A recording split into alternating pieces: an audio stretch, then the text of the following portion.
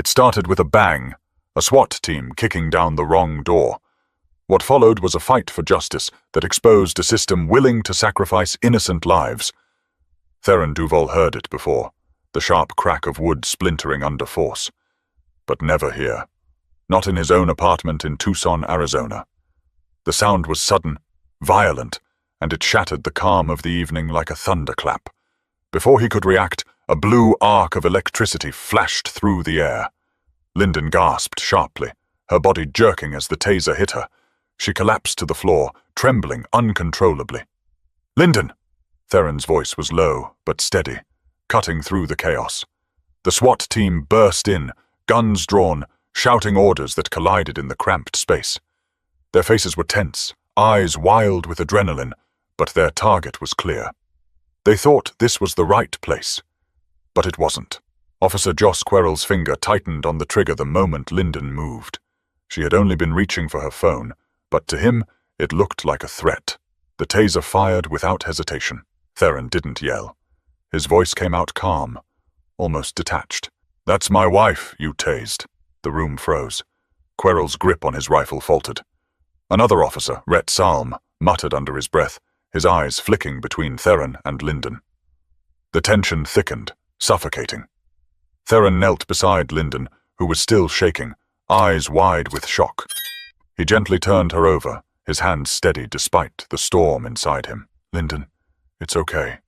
I'm here," he whispered, more to himself than anyone else. The radio on one officer's vest crackled, a voice asking for confirmation of the address. Too late. Theron's mind raced. He was no stranger to high-pressure situations, an Army veteran from the 82nd Airborne, but this was different. This was his home, his wife, his life turned upside down in seconds. "Why are you here?" Theron demanded, his voice low but firm. Querrell swallowed hard, eyes darting away. "We had a warrant for this address," he said, voice shaking. Theron's gaze hardened. "You got the wrong place." Another officer barked orders, but Theron's focus was on Linden. She was still trembling, her breaths shallow and quick. "Get her medical help," Theron said, eyes locked on the officers. Ruiz, a younger cop with a concerned expression, nodded and reached for his radio. Theron stayed by Linden's side, his heart pounding. The apartment was a mess, splintered doorframe, overturned furniture, but none of that mattered now. Linden's voice was barely a whisper. "Theron, what's happening?" He brushed a strand of hair from her face, forcing himself to stay calm. "They made a mistake. They thought we were someone else." Her eyes searched his, filled with fear and confusion. "I'm here. You're safe now." But the damage was done. The trust shattered in an instant, replaced by a raw, aching uncertainty. Outside, sirens wailed in the distance, growing louder. The wrong address, the wrong target, the wrong moment. And now, everything had changed. But the night was far from over, and the real fight was just beginning. The paramedics arrived quickly, their footsteps heavy on the cracked tile floor. They moved with practiced efficiency, but Theron barely noticed. His eyes never left Linden as they checked her over, their voices calm but urgent. One of them, a woman with kind eyes, knelt beside Linden and gently took her hand. "Ma'am, can you tell me your name?" she asked softly. Linden blinked, her body still trembling. "Linden," she whispered. Theron stood close, his jaw tight. The paramedic glanced at him, then back to Linden. "She's going to be okay," the paramedic said. "Just shaken up from the shock. But we recommend a full checkup at the hospital just to be safe." Theron nodded, relief mixing with frustration. Relief that Linden was alive and breathing. Frustration that this nightmare had unfolded in their home. The paramedics packed up their gear and prepared to leave. Linden sat quietly on the couch, wrapped in a thin blanket, her face pale and drawn. Theron hovered nearby, his mind racing. The apartment was a mess. The doorframe was splintered, shards of wood scattered across the floor. Chairs were overturned, and the faint smell of burnt rubber lingered from the taser. Linden's voice broke the silence, soft and uncertain. "What just happened, Theron?" Theron knelt in front of her, taking her hands in his eyes searched hers, trying to find the right words. "They made a mistake," he said finally. "They thought we were someone else." Linden's eyes filled with tears. "But the guns, the shouting, I thought I was going to die." Theron pulled her into a tight hug, holding her close as she trembled against him. "I'm here now. You're safe," he whispered. She clung to him, her breath shaky. "I never thought something like this could happen to us," she said, voice barely audible. Theron's mind flashed back to his time in the army. The drills, the danger, the discipline. He had faced threats on battlefields far away, but never in his own home. Not like this. He looked around the apartment again, his eyes lingering on the broken door. "This isn't just a mistake," he said quietly. "It's a failure. Someone didn't do their job." Linden nodded, wiping a tear from her cheek. "I'm scared, Theron. What if it happens again?" Theron squeezed her hands. "We'll make sure it doesn't. I promise." But deep down, he knew it wouldn't be that simple.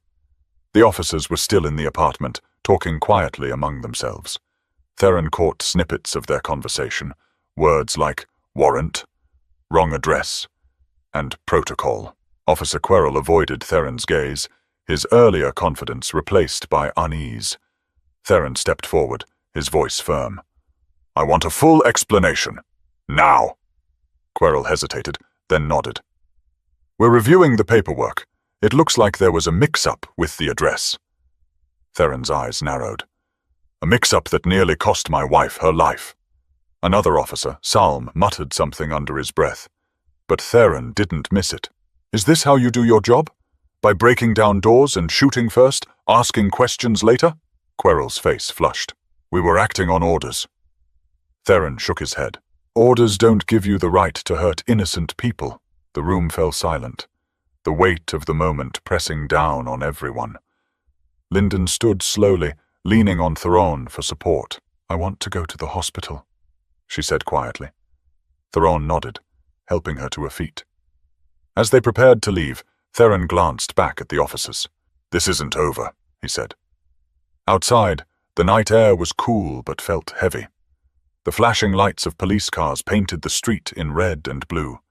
Neighbors peeked from their windows, whispers spreading like wildfire. Theron helped Linden into the car, his hands steady despite the turmoil inside. "Hold on," he said softly. As they drove away, Theron's mind was already working, questions, plans, and a growing determination. They had been caught in a nightmare not of their making, but they would fight to make sure justice was served. But the road ahead was uncertain, and the real battle was just beginning. The hospital waiting room was cold and sterile, a sharp contrast to the chaos that had just unfolded. Theron sat beside Linden, who was wrapped in a hospital gown, her hands trembling as she clutched his. The fluorescent lights buzzed overhead, but neither of them noticed. Their world had narrowed to this moment, waiting for answers they desperately needed. A police detective finally appeared, clipboard in hand, eyes cautious but professional. "Mr. Duval, I'm Detective Harper," she said, taking a seat across from them. "I'm here to look into what happened at your apartment." Theron's jaw tightened. "I want to know how you could storm into my home and hurt my wife by mistake." Detective Harper nodded slowly. "I understand your frustration. We're reviewing the warrant and the information that led the SWAT team to your address." Linden's voice was quiet but firm. "How does something like this happen? How do you confuse one home for another?" Harper sighed. "It appears there was an error in the address on the warrant. The team was looking for a suspect in a nearby neighborhood, but the paperwork wasn't clear." Theron's eyes narrowed. "That's not good enough. Someone needs to be held accountable." Harper met his gaze. "I agree. That's why we're conducting a full investigation. We want to make sure this never happens again." Theron glanced at Linden, who gave him a small, tired nod. They both knew this was just the beginning. Over the next few days, the investigation unfolded slowly. Officers came and went, taking statements, examining the damage to their apartment, and reviewing body cam footage. The footage showed the split-second decisions, the confusion, and the moment Linden reached for her phone, an innocent move that almost cost her life. Theron watched it all, his military training making him analyze every detail. The hesitation, the miscommunication, the rush to act without confirmation, it all added up to a tragic mistake. One evening, as Linden rested, Theron sat at the kitchen table, the weight of the situation pressing down on him. He pulled out his phone and called an old friend from his army days, someone who knew the system inside and out. "Jake, it's Theron," he said when the call connected. "I need some advice. The police raided my apartment by mistake. They tasered my wife. Now they're investigating, but I don't trust the process." Jake's voice was steady on the other end. "That's rough, man. You're dealing with a system that's not built to admit fault easily. You'll have to push hard, get a lawyer, document everything, and don't let them sweep this under the rug." Theron nodded, even though Jake couldn't see him. "Thanks. I'm going to fight this. For Linden, for us." The next day, Theron met with a lawyer recommended by Jake. The lawyer was direct and clear. "This kind of mistake happens more often than people realize," she said. "But you have a strong case. The use of force was unnecessary and reckless." Theron felt a flicker of hope. Maybe they could make a difference. Meanwhile, Linden began to speak out. She contacted local community groups and shared her story. Her calm, honest voice resonated with many who had experienced or feared similar incidents. Neighbors who had once been silent started to speak up. Some shared their own stories of police mistakes and misunderstandings. The community's mood shifted from shock to determination, but not everyone was supportive. Theron and Linden faced criticism and skepticism from some who believed the police had done their job under difficult circumstances. One afternoon, as they sat in their living room, still bearing the scars of the raid, Linden turned to Theron. "Do you think people will listen? Or will this just blow over?" Theron took her hand, his voice steady. "We have to believe they will. We have to keep pushing. If we don't, nothing changes." Linden nodded, a spark of resolve in her eyes. The investigation continued, and with each passing day, Theron and Linden grew more determined. They weren't just fighting for themselves. They were fighting for every family that could one day face the same nightmare. But as the spotlight grew brighter, so did the challenges ahead. Theron sat on the edge of the couch, his hands resting on his knees, eyes distant. The events of the past few days weighed heavily on him, but his mind drifted back to a different kind of pressure, the kind he'd faced in the army. He remembered the first time he was deployed with the 82nd Airborne. The early mornings, the endless drills, the constant readiness. He thought he was prepared for anything, but nothing had prepared him for this. His own home turned battlefield. Linden noticed his silence and sat beside him, her voice gentle. "Tell me about it, Theron. About your time in the army." He looked at her, a small smile breaking through the tension. "It was tough. We trained to expect the worst, to stay calm when everything's falling apart. But the thing is, out there, you know who the enemy is. Here, it's different. Here the enemy can be confusion, mistakes, fear." Linden nodded, understanding. "I've always admired your strength," she said. "But you don't have to carry this alone." Theron reached for her hand. "You're stronger than you think, too," he said softly. Linden smiled, but her eyes held a quiet determination. She was a third-grade teacher in Tucson, used to handling chaos in her own way, calming frightened children, standing firm in the face of challenges. "Kids trust me to keep them safe," she said. "I want to believe we can do the same for ourselves." Their bond was a lifeline, a reminder that they were in this together. But the scars ran deeper than either of them could see. Linden's nights were restless, haunted by the memory of the taser's shock.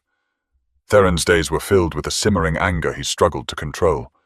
One afternoon, Theron took Linden to a nearby park, hoping the fresh air would help clear their minds. The sun was warm, and children played nearby, their laughter a stark contrast to the heaviness in Theron's chest. They sat on a bench, watching the world move on as if nothing had happened.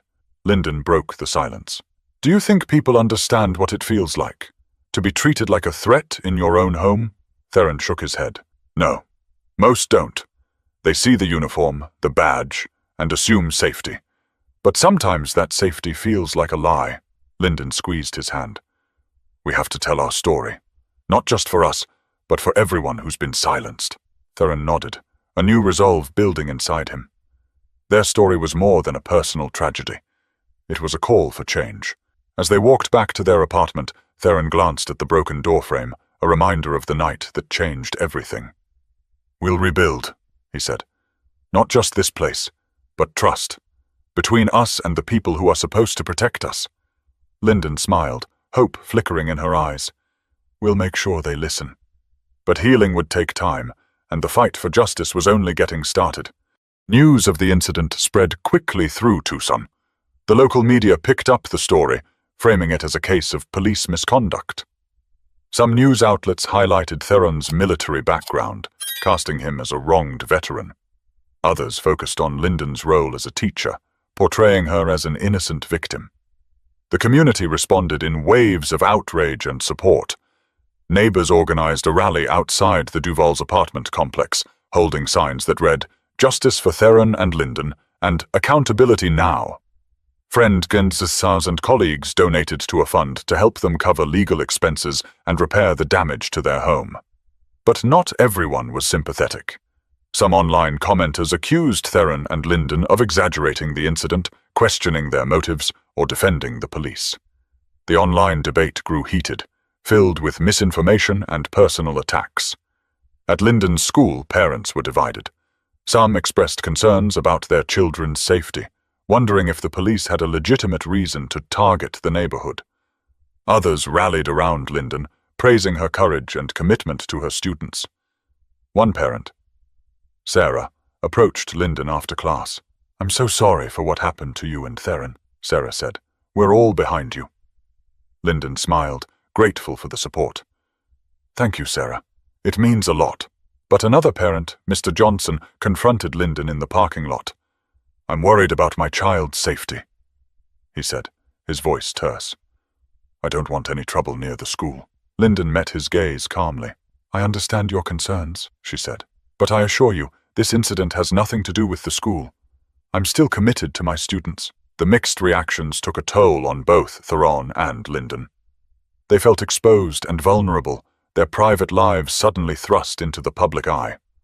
One evening, as they watched the news coverage of their story, Theron turned to Linden, frustration evident in his voice.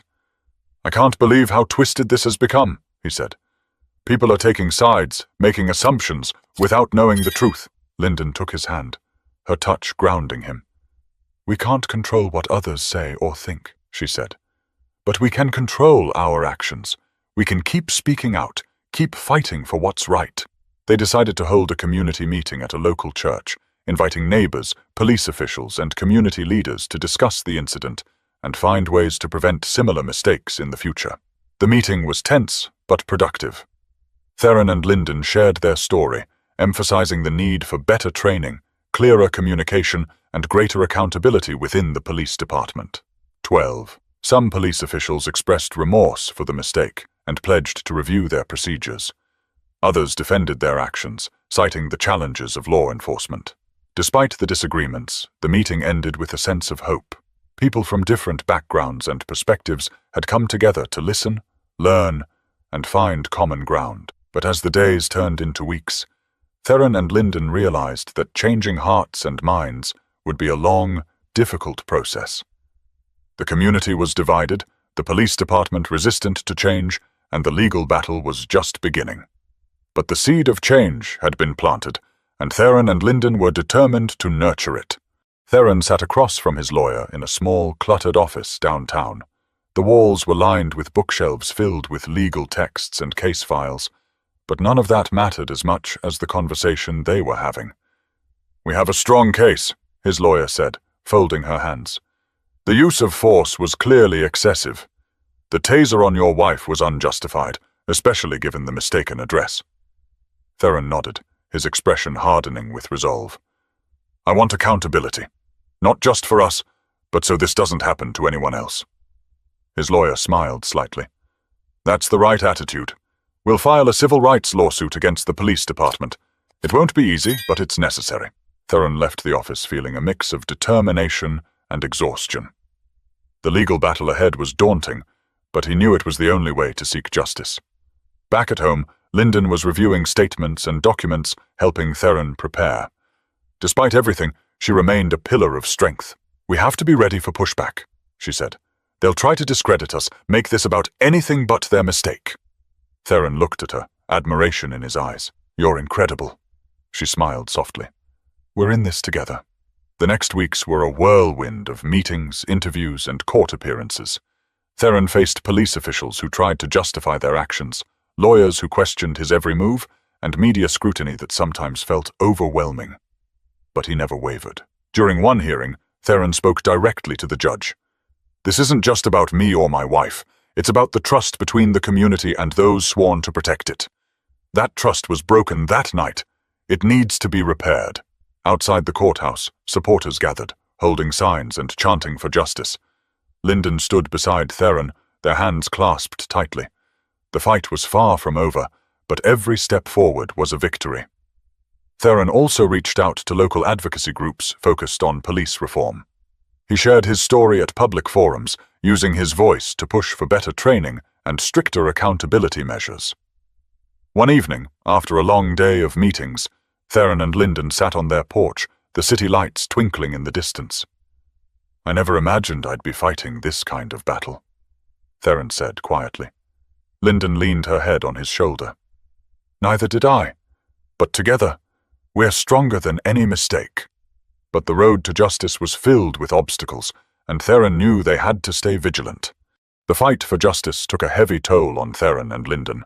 The constant stress, the lack of sleep, and the relentless media attention began to wear them down. Linden found herself reliving the raid in her dreams, waking up in a cold sweat, heart racing. She struggled to focus at school, her mind often drifting back to the moment the taser hit her. Theron wrestled with his anger, struggling to control his emotions.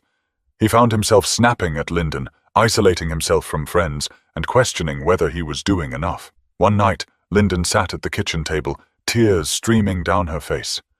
"I can't do this anymore, Theron," she said, her voice breaking. "I'm scared, exhausted, and I just want it to be over." Theron knelt beside her, taking her hands in his. "I know, baby," he said softly. "It's okay to feel that way." He held her close, letting her cry, understanding her pain. He was struggling too, but he knew they had to support each other. They started going to therapy, seeking professional help to cope with the emotional trauma. The therapist helped them process their feelings, communicate more effectively, and find healthy ways to manage their stress. "You've been through a traumatic experience," the therapist said. "It's important to acknowledge your pain, but also to focus on your resilience." They also found comfort in their community. Friends and neighbors offered support, bringing meals, running errands, and simply listening when they needed to talk. One evening, Theron sat on his porch, staring at the city lights, overwhelmed by doubt. Was he doing the right thing? Was the fight worth it? His old friend Jake called, sensing his unease. "Hey man, how are you holding up?" Jake asked. Theron hesitated, then opened up. "I don't know, Jake. Sometimes I feel like I'm losing it. The anger, the stress, it's eating me alive." Jake listened patiently, then spoke with a voice of experience. "This kind of fight takes a toll, but you can't give up, Theron. You're doing this for something bigger than yourself. Remember that." Theron took a deep breath, finding strength in Jake's words.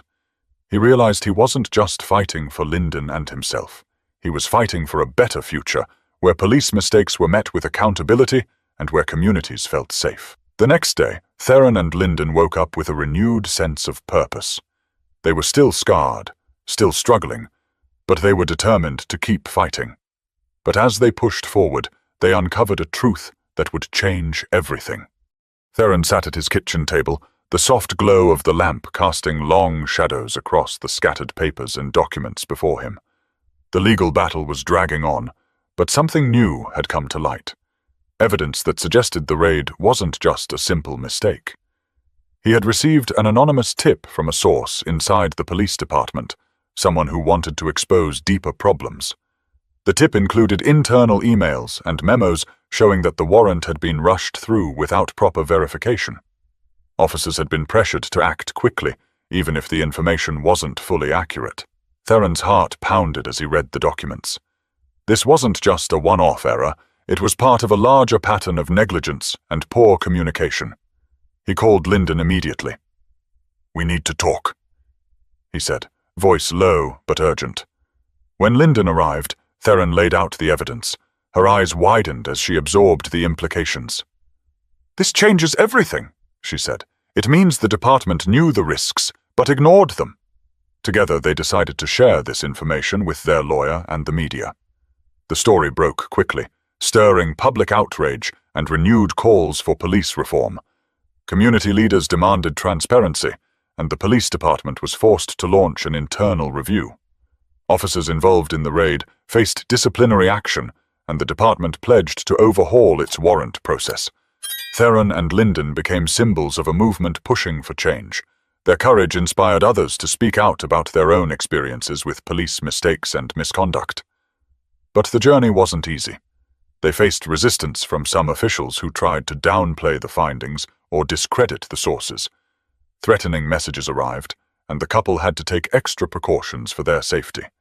Still, they refused to back down. One evening at a public forum, Theron addressed a packed room. "We can't accept a system that puts innocent people at risk," he said. "We have to demand accountability, transparency, and respect for our rights." Linden stood beside him, her voice steady as she added, "Change starts with us. By sharing our stories and standing together, we can build a safer, fairer community." The crowd erupted in applause. Theron looked at Linden, pride and gratitude shining in his eyes. "We're making a difference," he whispered. She smiled. "One step at a time." But even as progress was made, the scars of that night remained, a reminder of why the fight mattered. Months had passed since that fateful night, and though the wounds were still fresh, Theron and Linden began to see signs of healing. The legal battle had made progress. Settlements were reached, and the police department had implemented new policies to prevent similar mistakes from happening again. Theron stood outside their repaired apartment, the door now solid and unbroken. He ran his hand over the smooth wood, a small but meaningful victory. Linden was beside him, her smile genuine, though the shadows of that night lingered in her eyes. They had started to rebuild their lives, piece by piece. Theron returned to his daily routine, but with a new mission. He volunteered with local organizations focused on police reform, sharing his story and helping others navigate the complex legal system. His military discipline now fueled a different kind of fight, one for justice and community trust. Linden went back to teaching, her classroom filled with the laughter and energy of children. She found strength in her students, who reminded her of the resilience of the human spirit. One afternoon, after school, Linden and Theron attended a community event celebrating the changes sparked by their story. Neighbors, activists, and officials gathered, united by a shared commitment to progress. A local council member took the stage. "Thanks to the courage of Theron and Linden, we have taken important steps toward accountability and transparency in our police force," she said. "Their story has inspired us all." Theron and Linden exchanged a glance, a quiet acknowledgement of how far they had come. But healing was not just about public victories. It was about the small moments, the quiet evenings together, the laughter returning to their home, the trust slowly rebuilding. One night, as they sat on their porch watching the stars, Linden leaned her head on Theron's shoulder. "We made it through," she whispered. Theron smiled, wrapping an arm around her. Together. Their journey had been painful, filled with fear and uncertainty, but it had also brought them closer and given them purpose. And though the scars remained, so did their hope for a better future. Theron and Linden sat quietly in their living room, the soft glow of the evening casting long shadows across the walls. The journey they had endured was still fresh in their minds. The raid, the fear, the fight for justice. But now, a new chapter was beginning. Theron looked at Linden, his voice steady but filled with emotion. "We went through hell that night," he said, "but it taught me something important. That no matter how strong you think you are, you need to stand up. Not just for yourself, but for everyone who can't." Linden nodded, her eyes shining. "It's about more than just us. It's about making sure no one else has to live through what we did. It's about trust, respect, and accountability." Their story was more than a personal tragedy. It was a mirror reflecting a larger issue, a system that sometimes failed the very people it was meant to protect. They knew that change wouldn't happen overnight, but every voice raised, every story told, was a step forward. Theron leaned forward, his tone earnest. If there's one thing I want people to take away, it's this. Don't stay silent. Speak up when you see injustice. Support those who are hurting. Demand better from those in power. Linden added. And remember, behind every headline, every statistic, there are real people, families, friends, neighbors, whose lives are forever changed. They paused, letting their words sink in. Theron continued, We all have a role to play. Whether it's educating ourselves, volunteering, voting, or simply listening with empathy. Change starts with us. Linden smiled softly. And it starts now. As the camera would fade out, their message would linger. Clear, powerful, and urgent. Together, Theron and Linden's story was a call to action. A reminder that justice is not just a word, but a responsibility shared by all. If you've been moved by their journey, take a moment to reflect on your own community. Reach out, get involved, and be the change you want to see. Because when we stand together, no mistake is too big to fix, and no voice is too small to matter.